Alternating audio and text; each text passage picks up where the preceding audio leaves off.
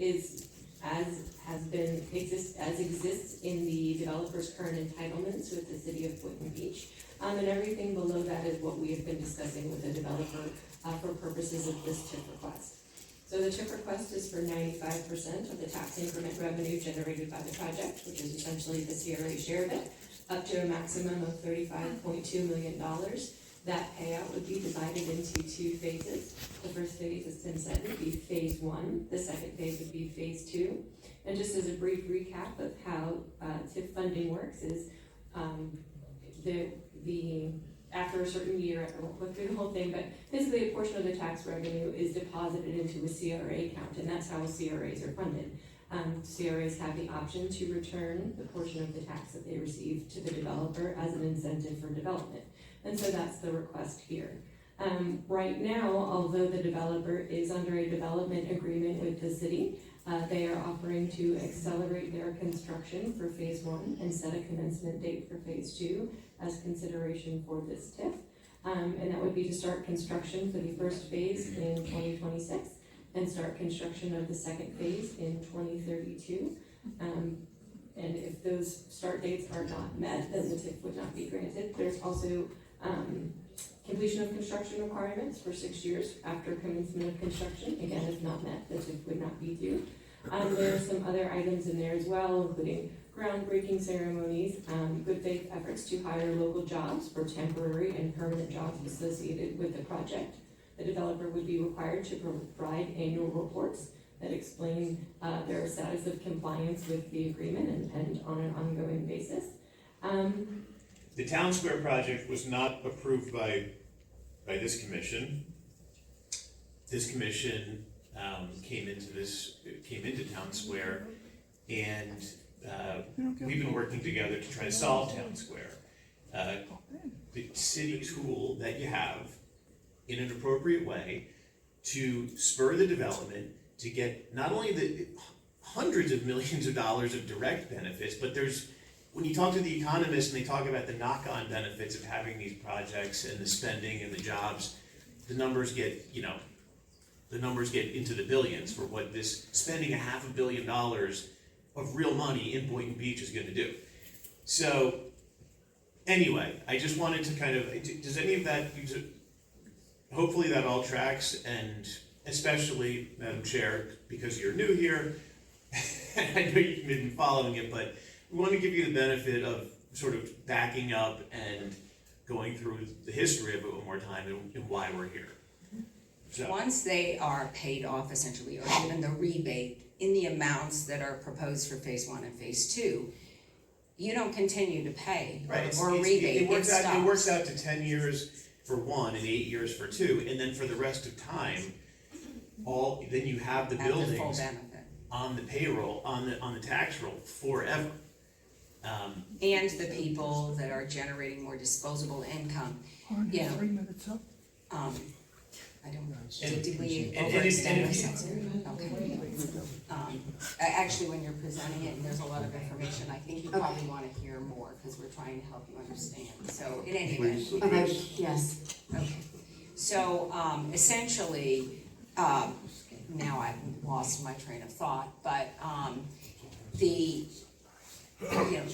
purpose of a CRA, and I know you know this, but for those people who don't understand the Community Redevelopment Act, when Boynton Beach years ago attempted to qualify and obtain a CRA within their city boundaries, they had to prove at a minimum that there was blight. And back then there was a lot of blight. This CRA and the city have done wonders in eradicating it as much as you can. But again, this is one tool that we have applied to use, and we have to demonstrate to this board that there is a fiscal gap and that this is the right project to apply it to and use your tools so that you can eradicate blight. I can assure you, 2 vacant pieces of dirt sitting in a core downtown in a city like Boynton Beach, that's blight, and it's unfortunate. Mr. Singer's company didn't create the problem. They're here as part of the solution, and I think, you know, you're happy to see them.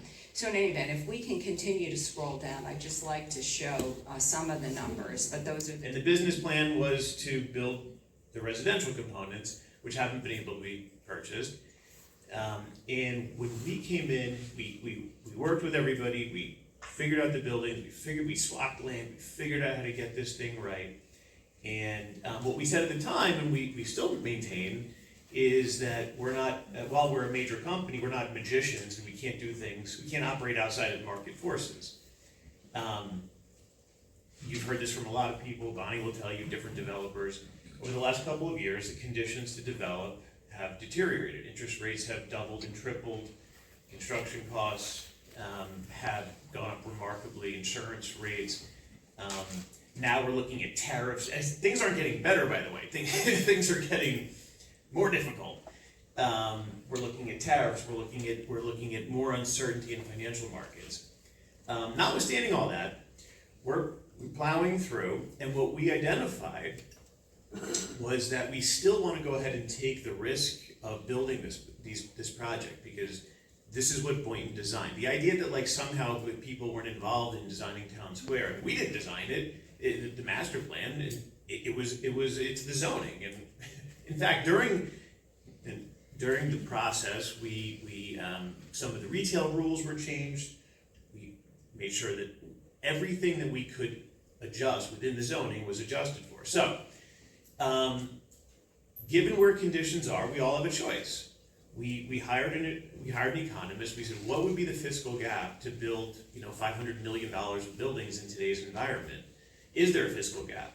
And we determined that there was a fiscal gap. The city and the CRA, so the CRA hired its own consultant to determine if that fiscal gap was correct. That analysis demonstrated that, in fact, it was correct. And not dissimilar to, on a proportionate basis, to any of the other TIFs that have been provided. And Boynton is smart because they use the CRA, and you've just agreed to hire a lobbyist to go fight for this exact reason, because it's an important tool to be able to use this to incentivize development. And again, for people who aren't in this every day, this isn't the city giving us $35 million or any money for that matter.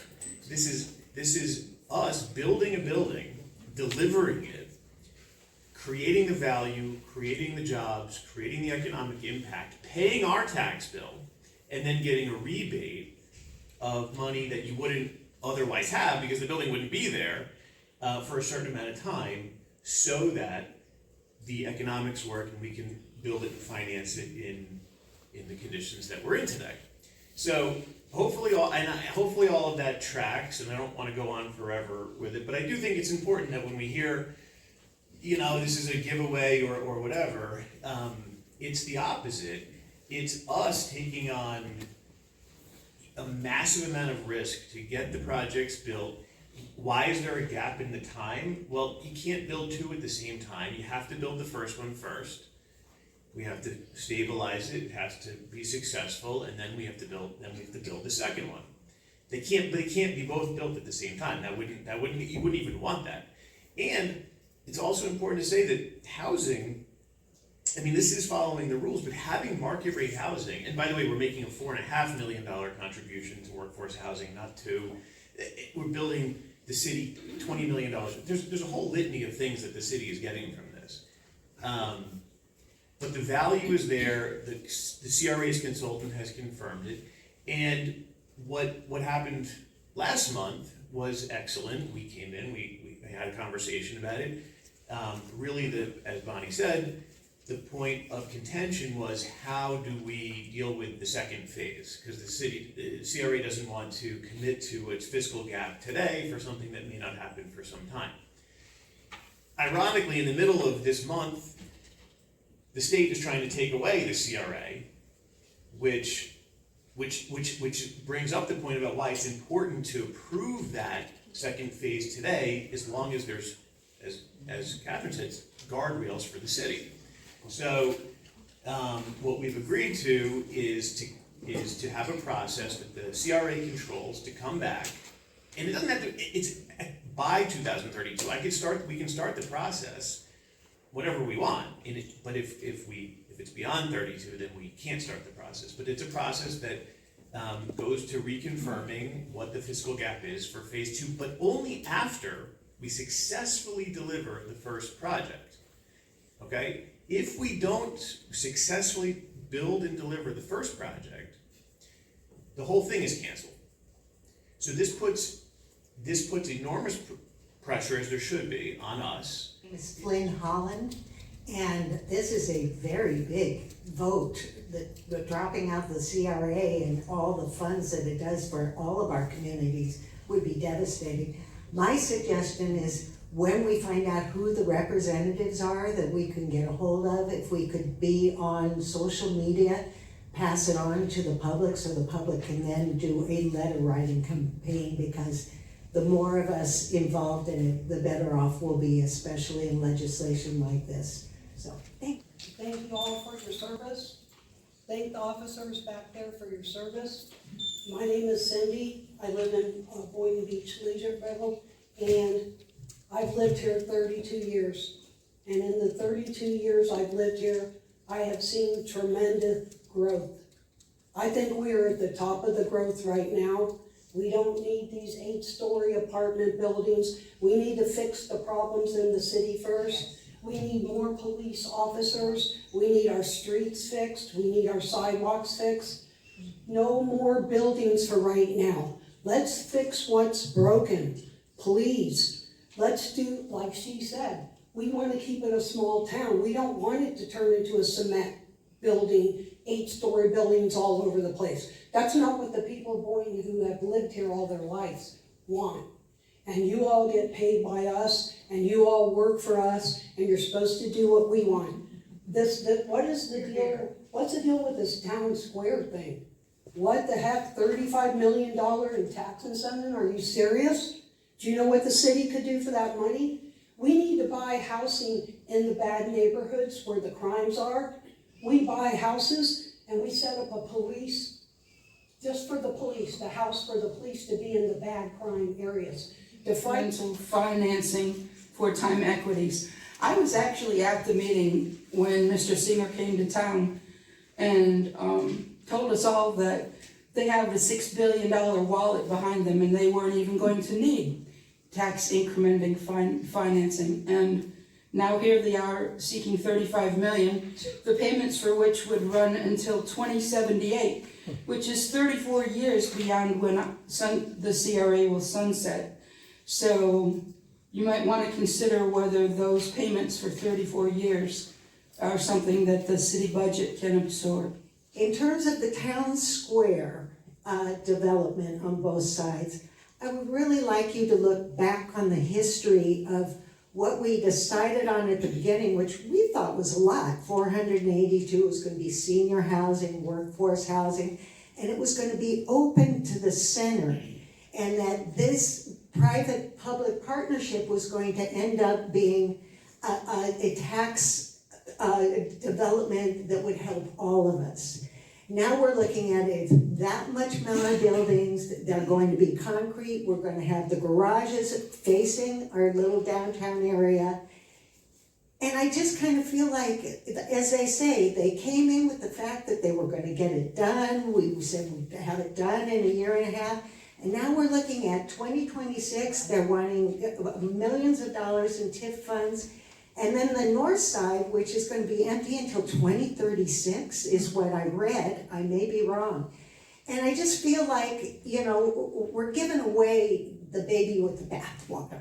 That we need to have reasonable access, community feeling in our downtown area. I mean, that's what we had before.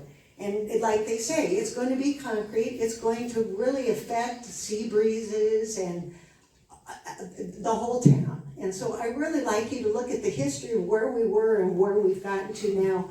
I know that we've talked about it's a done deal, let's move forward. But now we have a chance, if they're asking for something, have them give us something. Open it up a little bit to the community in terms of making you feel like, oh, with this group of people have come to be a part of our town. not to be an apartment building on either side of our downtown. So, thank you for listening to me.